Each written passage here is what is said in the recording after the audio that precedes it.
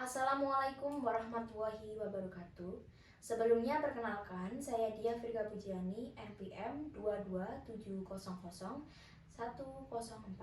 Di sini saya ingin mempresentasikan terkait dengan peta masalah dan peta konsep yang dialami oleh seorang balita.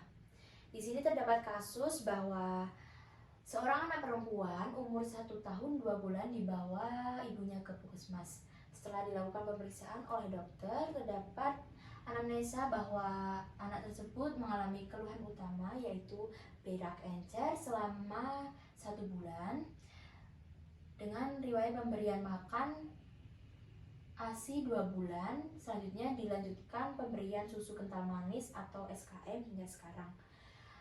Untuk riwayat sosial ekonomi dari keluarga yang kurang mampu dan riwayat kelahiran dengan berat badan lahir atau BBL 2.900 gram dan panjang badan atau PB 47 cm.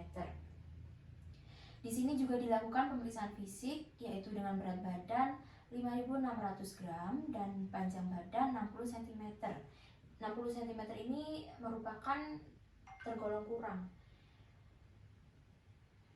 Di sini terdapat bitot spot pada mata, edema dorsum pedis, dan edema pertibial. Anak tersebut terlihat sangat kurus dan pucat. Untuk pemeriksaan penunjang dilakukan pengecekan hemoglobin. Di sini hemoglobin turun yaitu 7 gram per desiliter.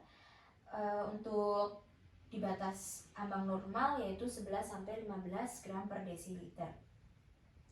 Baik, beralih ke peta konsep, dari kasus sebelumnya didapat permasalahan yang terjadi karena pola hidup. Pola hidup sendiri di sini dibagi menjadi dua, yaitu pola hidup internal dan pola hidup eksternal. Pola hidup internal ini dikarenakan karena anak tidak nafsu makan, sehingga anak tersebut kekurangan gizi. Kekurangan gizi dibagi menjadi dua, yaitu kekurangan asupan mikronutrien dan kekurangan asupan makronutrien. Kekurangan asupan mikronutrien, mikronutrien sendiri itu merupakan zat yang sedikit dibutuhkan oleh tubuh namun memiliki peran yang sangat besar, seperti misalnya vitamin, kalsium, zat besi, asam folat, dan lain sebagainya. Apabila kekurangan vitamin A, maka akan terjadi bitot spots pada mata. Apabila kekurangan kalsium, maka pertumbuhan tulang akan terhambat. Jika kekurangan vitamin B12, zat besi, asam folat, maka akan terjadi penurunan Hb sehingga mengakibatkan anemia. Seperti yang telah dijelaskan pada pemeriksaan fisik sebelumnya, anak tersebut mengalami pucat. Untuk kekurangan asupan makronutrien, di sini makronutrien sendiri merupakan zat gizi yang besar yang dibutuhkan oleh tubuh. Terdiri dari 3, yaitu karbohidrat, lemak, dan protein. Karbohidrat merupakan sumber energi utama yang dibutuhkan oleh tubuh. Seperti misalnya nasi, gandum, dan jagung. Apabila karbohidrat ini tidak terpenuhi, maka energi diproduksi oleh lemak selanjutnya. Lemak di sini misalnya seperti daging, kelapa, kacang-kacangan. Dan apabila lemak ini juga tidak dapat memproduksi energi karena kekurangan lemak, selanjutnya yang terakhir yaitu energi diproduksi oleh protein. Pada protein ini contohnya telur, susu, dan ikan. Dalam protein terdapat yang namanya albumin. Albumin merupakan komponen utama pembentuk protein, yaitu sebesar 60%. Pada kasus ini albumin pada protein ini menurun karena kekurangan gizi, sehingga dapat menyebabkan edema. Edema merupakan pembengkakan yang terjadi di ekstremitas. Di sini keterangan peta masalah terdapat edema yang terjadi pada dorsum pedis dan edema pretibial. Apa yang membedakan antara dua tersebut? Yang membedakan adalah letaknya. Pada edema dorsum pedis yaitu terdapat di punggung kaki, sedangkan untuk edema pretibial ini terdapat pada tulang tibia atau tulang kering. Baik, untuk selanjutnya kita pada pola hidup yang eksternal. Ini terjadi karena sosial ekonomi dan sanitasi. Seperti misalnya infeksi, pengetahuan ibu yang kurang, dan pemberian susu kental manis sebagai pengganti ASI. Infeksi sendiri bisa disebabkan dengan berbagai macam ya, seperti bakteri, virus, atau parasit. Ketiganya dapat mengakibatkan yang namanya diare.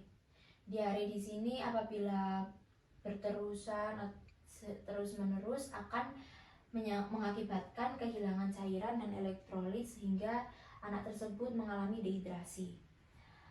Dari faktor-faktor yang telah disampaikan tadi, saya menarik kesimpulan bahwa anak tersebut mengalami KEP atau kekurangan energi protein. Kekurangan energi protein ini merupakan masalah yang ada di seluruh dunia, yang khususnya di negara yang berkembang. Ini sering disebabkan karena beberapa faktor seperti faktor sosial, faktor lingkungan, faktor ekonomi, atau mungkin faktor politik. KEP tadi mengakibatkan adanya penyakit yang disebut dengan marasmus kwashiorkor atau marasmus kwashiorkor. Marasmus kwashiorkor ini dapat ditandai dengan adanya fisik yang sangat kurus dan terdapat edema di ekstremitas tadi. Untuk selanjutnya, marasmus kwashiorkor ini dapat ditindaklanjuti dengan penata laksanaan, yaitu dengan pemberian suplementasi mikronutrien. Yang kedua, memperbaiki dehidrasi. Dehidrasi ini dapat dilakukan dengan menggunakan larutan oralit yang telah dimodifikasi dengan mengurangi natrium dan menambahkan kalium yang dikenal sebagai reskumal. Untuk yang ketiga yaitu penyuluhan atau sosialisasi. Yang keempat yaitu dengan melakukan penanganan infeksi yang dapat diberikan antibiotik. Yang kelima yaitu menjaga keseimbangan elektrolit. Ini dapat dilakukan dengan pemberian mineral mix yang ditambahkan ke dalam formula WHO. Untuk selanjutnya kita beralih ke BHP. BHP ini kan terdapat 4 prinsip, yaitu beneficent, non-maleficent, justice, dan otonomi. Di beneficent, dokter melakukan pelayanan yang terbaik dan penuh tanggung jawab kepada pasien. Untuk non-maleficent, yaitu dokter tidak memperburuk kondisi pasien. Justice, yaitu dokter memperlakukan pasien dengan adil. Dan yang otonomi, yaitu dokter menghargai hak pasien. Untuk yang PHOP, ini terdapat 3 penanganan, yaitu penanganan primer, penanganan sekunder, dan penanganan tersier. Pada penanganan primer dapat dilakukan dengan cara konseling pada ibu tentang pentingnya pemberian nutrisi yang baik. Untuk penanganan sekunder dilakukan dengan melakukan pemeriksaan rutin, biasanya dilakukan dengan kegiatan posyandu di tiap-tiap desa. Dan untuk yang terakhir yaitu penanganan tersier, yaitu dengan menjaga pola makan dan menjaga pola hidup yang sehat. Mungkin sekian dari saya, kurang lebihnya saya mohon maaf. Wassalamualaikum warahmatullahi wabarakatuh.